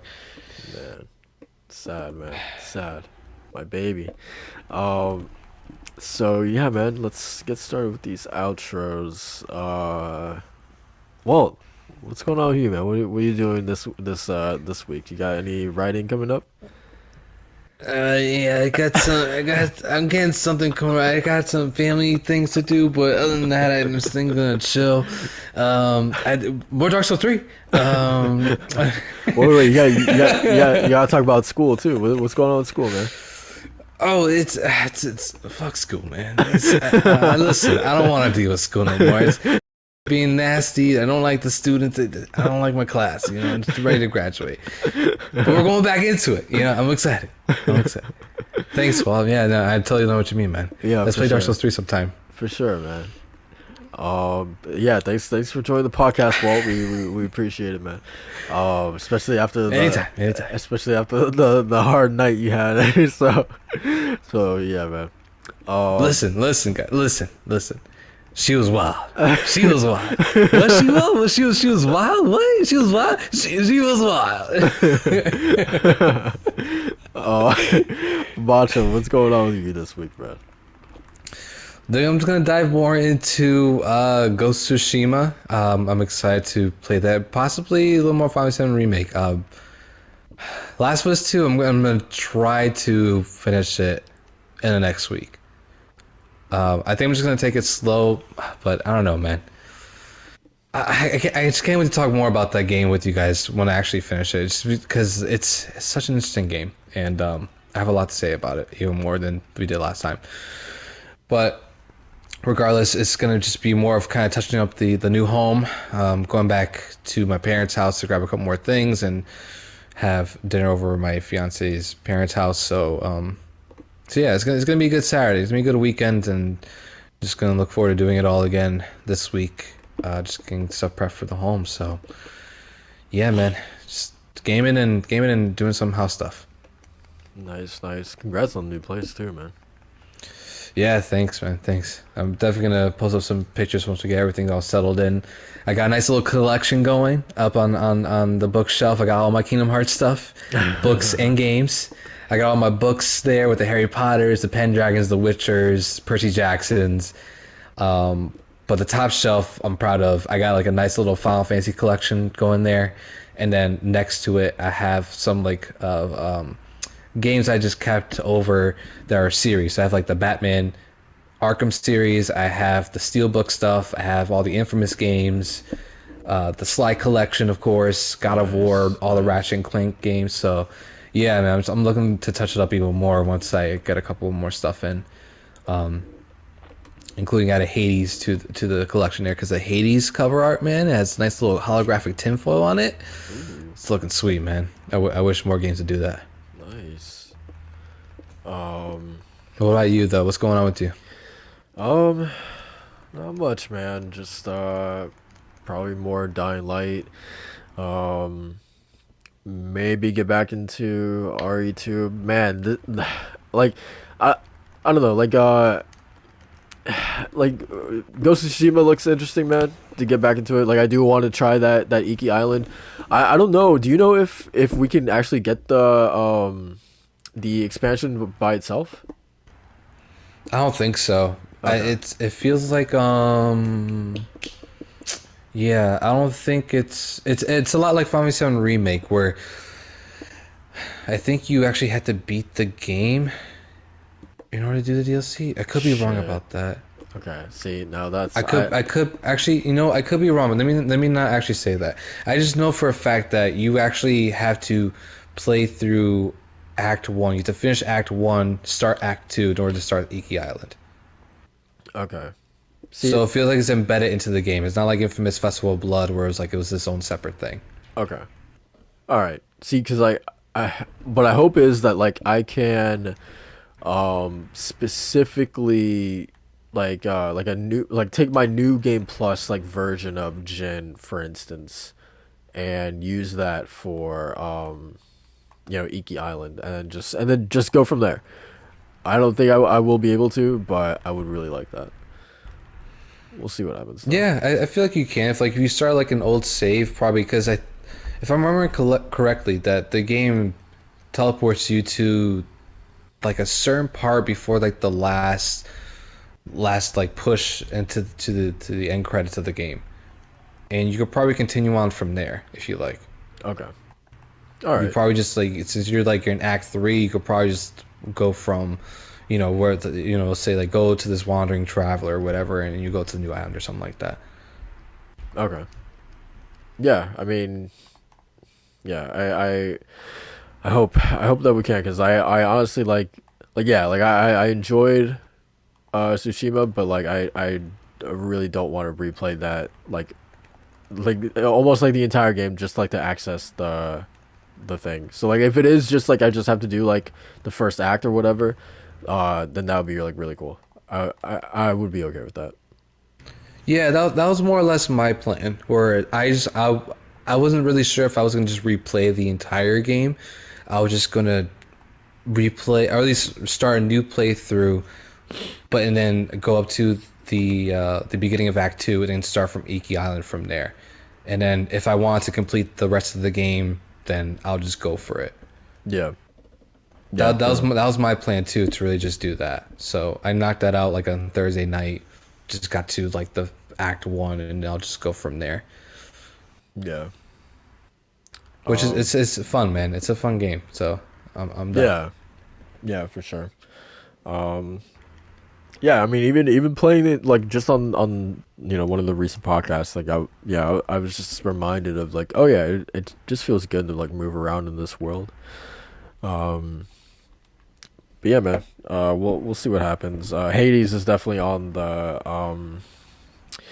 the forecast, but like I also have this thing where like my I have this weird thing that like the your sort of like games lineup on the home screen. Like I feel like I have this thing that if it gets to be like too much, if I have too many games that I'm playing at the same time, like I get overwhelmed. So like I try to at least like finish like like what I have like on my home screen before I move on to anything else. So and I'm kind of like reaching that territory because like I have Greece on my home screen. I have RE2, Blaz Blue that I still need to finish. Like I have all these things that I'm kind of like trying to do at the same time that if I add something else, I'm gonna get overwhelmed. So like I definitely want to finish like a couple of these things before I play anything new this month.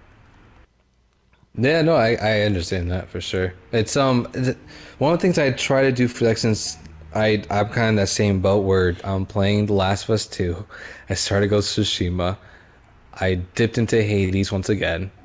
I'm playing through Final Fantasy 7 Remake. I'm playing Final Fantasy 14 on top of that. So so like the way that I organize it is I literally just have like certain days for certain games. Nice. And so yeah, so like there's Final Fantasy Fridays, Final Fantasy 14. I always dedicate to a Tuesday because like your challenge logs to get more experience points, stuff like that, all that resets on every Tuesday. So I make it for those days. Also, a great Ace Attorney. I'm also playing through that. Oh And then shit. Witcher 3 Wednesdays was always a thing, but I think I'm just gonna hold that off until the new season comes through, and then I get that Witcher like vibe, and I'll just start playing the games again, and while I'm watching the new season. Yeah. And then when it comes to like I guess Mondays, Thursdays, Saturdays, and Sundays, I kind of just play whatever I'm in the mood for. Nice. So whether that be Great Ace Attorney, I'll dedicate to like a full day. Then Last of Us 2 will be like another full day. Ghost of Tsushima will be a different one. So maybe you could try it like that, where like today I'm going to play Grease. I'm gonna finish it, Right. and then you do so. And the next day I'm gonna play Resident Evil 2, and then the day after that is Ghost of Tsushima. So I'll dip into that. So maybe if you That's try to schedule out different days, it can help you actually finish like the games. that's actually not a bad idea. I think yeah. I've done it for a couple. I've done it for a couple once, and so far, it obviously you're going through it slowly, but Right. you know, it still helps you get through the games in any case. Right. For sure. Yeah. I think I might try that. Um. Do it for it, and while you're at it, add Hades to it because it's amazing. Yeah. For sure. For sure. It's so good. Um. The All right, price the guys. price is right too. All right, guys. That's gonna do it for us for the podcast. Once again, I want to thank you guys for stopping by. If you came through live or afterwards, we always appreciate it. Consider subscribing to the channel, man. It definitely lets us know that y'all want us to keep doing this. So we appreciate that. Um, so yeah, man. We'll catch you guys next week. Peace. See ya.